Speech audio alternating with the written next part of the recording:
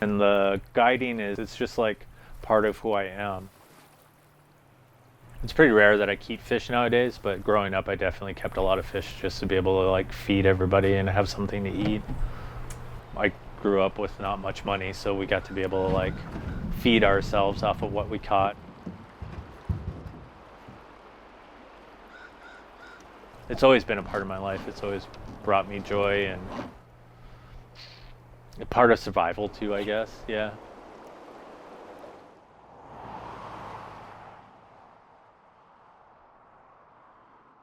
Fly fishing is something that my father and I began pursuing when I was about 10 or 11 at this store, and I took the fly fishing class and I started working there when I was about 12, and I haven't left. That's not a family business, but I bought it when I was done with school.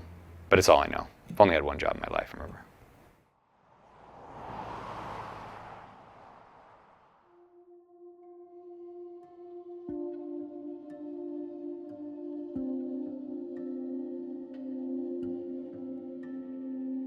When I got over the mountains from Central Oregon, it was pretty much the first river you see as you're going down the highway, and I was just in awe by how blue the water was.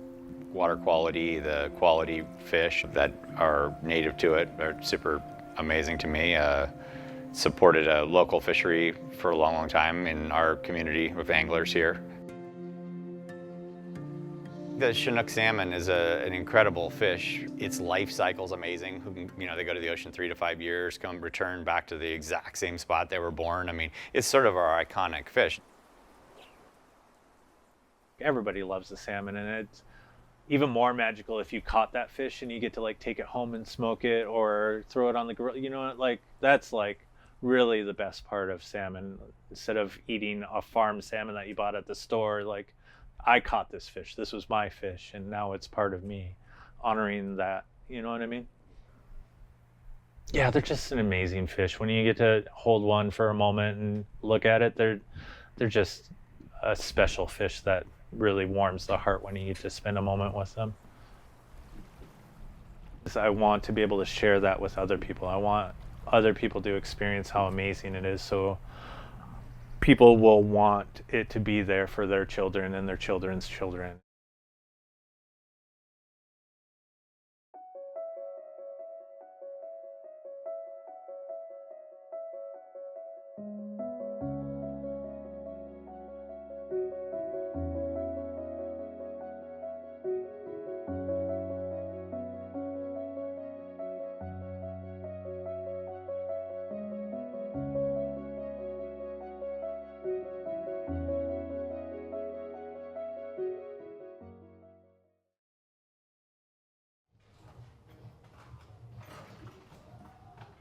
Started to get really good. Yeah. Last couple evenings.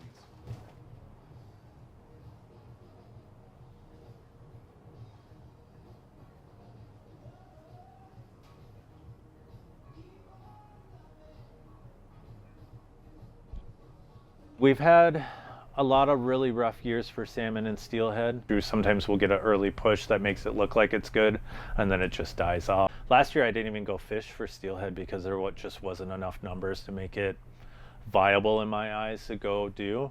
I don't like fishing for endangered species. Like, to me, they just need to be left alone.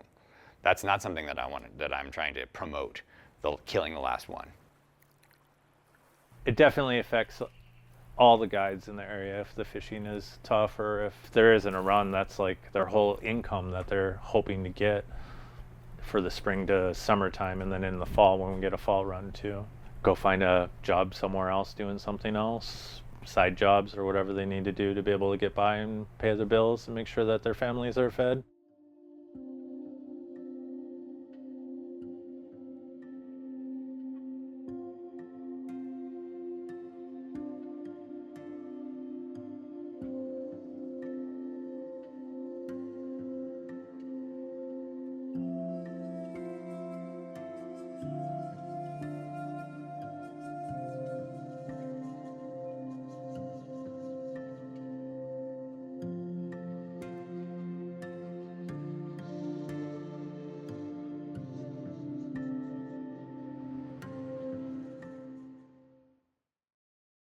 We've already seen a reduction of hatchery salmon being produced from over 2 million down to under 700,000. That was a lawsuit that was filed because we have about 50 years of science that tells us that stocking the river with millions of fish doesn't bring us more fish.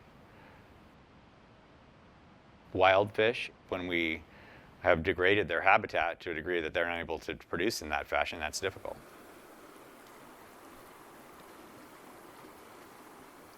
Mother Nature is absolutely the very best hatchery on the earth. If you let her go, give the fish habitat, we don't need hatcheries. It could be removing a dam, it could be providing passage through a dam or over a dam.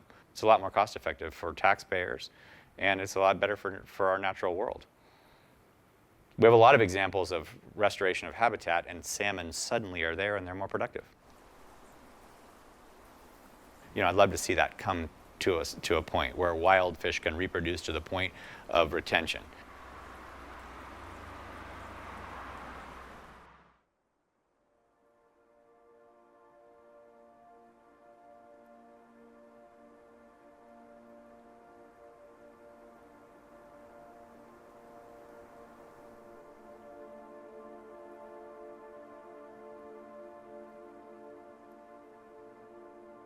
Catching wild fish on the McKenzie is probably one of my favorite things in the whole wide world. Everything else just kind of goes away, and it's just you and that fish are the only things that are mattering at the moment.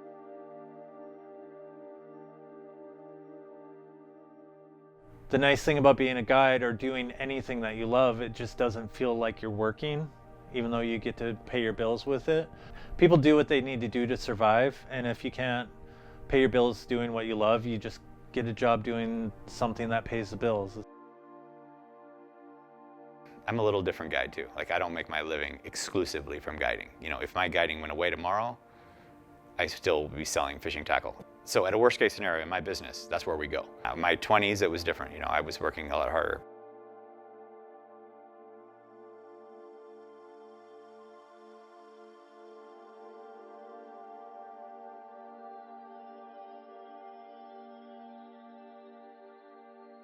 If you're fortunate enough to do something that you love, you don't ever want to give it up. And it's sad when you don't get to do that. People spend their whole lives not being able to do a job that they love.